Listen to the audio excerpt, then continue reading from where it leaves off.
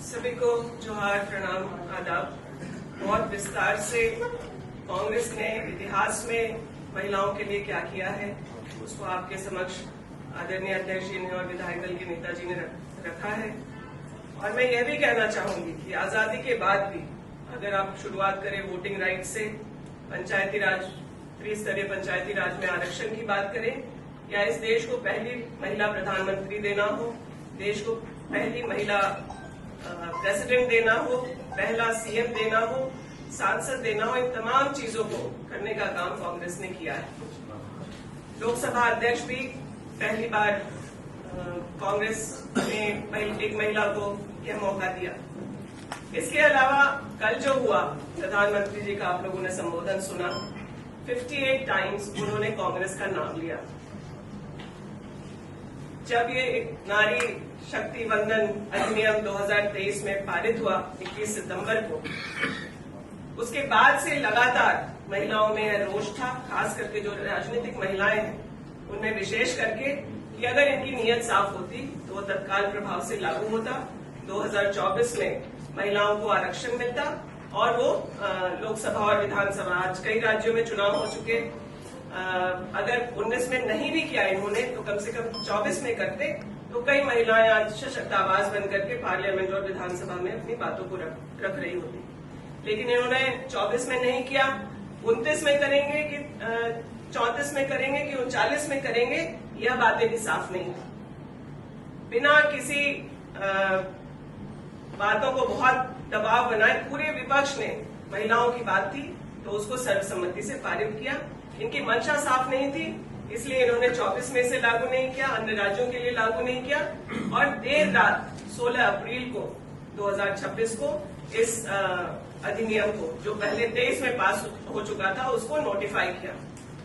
इनकी मंशा थी कि ये महिलाओं को आगे करके कुछ शिकंडी की तरह व्यवहार करके परिसीमन की जो बातें हैं उस पर अपना खेल खेलें और दोषारोपण करने के लिए महिला अधिनियम बिल की बात इन्होंने रखी, संशोधन की बात रखी, ताकि जब यह पास हो तो लोग समझ ना पाए कि इनका सत्ता का खेल 2029 का 2026 में ही शुरू हो गया है। सिर्फ और सिर्फ सत्ता में वापस बैठने का इंतजाम भाजपा और भाजपा के जो पार्टी संगठन के लोग हैं, या फिर इस देश के प्रधानमंत्री हो या गृह मंत्री हो, इनका मकसद सिर्फ और सिर्फ 29 में कैसे सत्ता में बैठे यह था।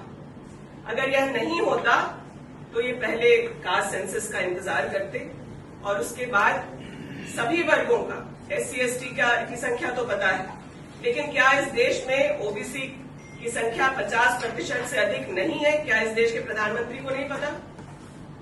क्या वो सिर्फ ओबीसी का पूरा हिस्सा वो अकेले अपने और गृह मंत्री जी के लिए रखना चाहते हैं?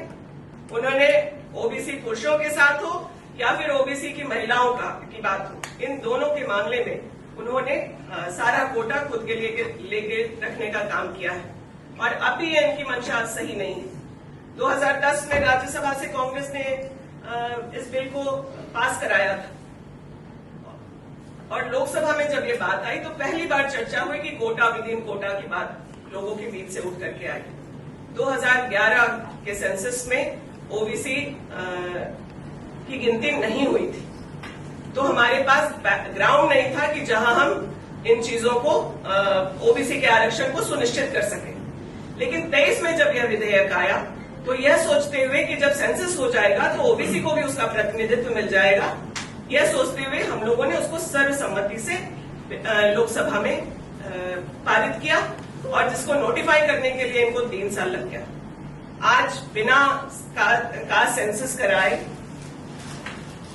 परिसीमन को लागू करके कैसे संघीय ढांचा को प्रहार करके संविधान को बदलने का जो ये षड्यंत्र इन्होंने किया था उसको विपक्ष ने धाराशाही किया।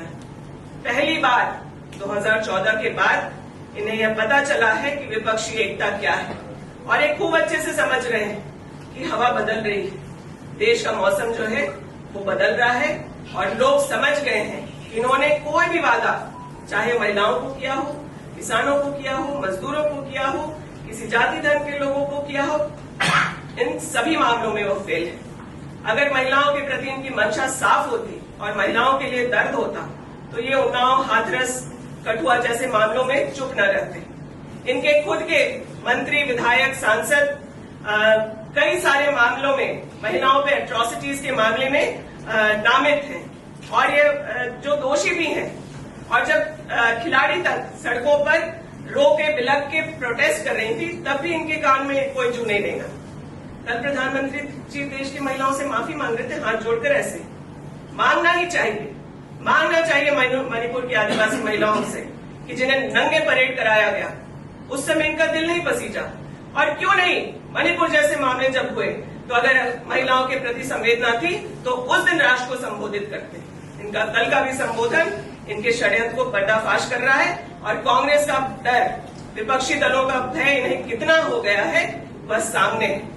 आज फिर भाजपा की महिलाओं को सड़कों पर उतार करके ये अपने चुनाव में फायदा लेना चाहते हैं। वो महिलाएं भी समझ रही हैं। आज जिस तरीके से संसद में इनका यह बदलाव का जो प्रस्ताव था, जो संशोधन का प्रस्ताव था, वो गिरा, इसका मतलब है कि उनके साथ बैठे लोग भी उनसे आज सहमत नहीं और इसकी आशंका में कि आने वाले समय में सत्ता उनके हाथों से बाहर हो जाएगी, ये इस तरह का दुष्प्रचार कर रहे हैं। लेकिन प्रधानमंत्री जो ठीकरा कांग्रेस के सर पे फोड़ना चाह रहे हैं वो सरासर गलत है और देश इस बात को समझ रहा है। आज लोग घर से निकल करके कोई विपक्षी दल का ना भी जाएगा तो जानते हैं कि मोदी जी कल भी झूठ बोल रहे थे और आगे भी झूठ बोलेंगे। उन्होंने किसानों के मामले में झूठ बोला है, उन्होंने मजदूरों के मामले में झूठ बोला है, उन्होंने सैनिकों के मामले में झूठ बोला है और फिर से महिलाओं के साथ तो खास करके उनकी क्या नियत है ये सभी जानते हैं। जो अपने घर में महिलाओं को सम्मान नहीं दे पा रहा, वो देश की महिलाओं को क्या सम्मान करने वाले हैं। तो इन्हीं सब बातों के साथ हम लोग आप लोगों के बीच हैं और ये जो भ्रम फैलाया जा रहा कि इसका विरोध विपक्षी दलों ने किया, कांग्रेस के माथे ठीकरा फोड़ा जा रहा है। मैं मीडिया के साथियों से कहना चाहूंगी कि 2023 में नारी शक्ति वंदन अधिनियम को सर्वसम्मति से विपक्ष ने सदन से पारित कराने में इस भाजपा की सरकार को सहयोग किया था। तो इस तरह की भ्रामक बातों को देश के प्रधानमंत्री को सामने आकर के इस तरह की बातें करना बहुत ही दुर्भाग्यपूर्ण है। हम लोग इसका पुरजोर विरोध करते हैं और इस बात की मांग करते हैं कि अभी जो लोकसभा में सीटें हैं, जो राज्यसभा में सीटें हैं, जो विधानसभा के चुनाव हो रहे हैं, उसमें तत्काल प्रभाव से 33% आरक्षण को लागू किया जाए और महिलाओं को प्रतिनिधित्व दिया जाए अपर हाउस, लोअर हाउस और असेंबलीज में। बहुत बहुत धन्यवाद।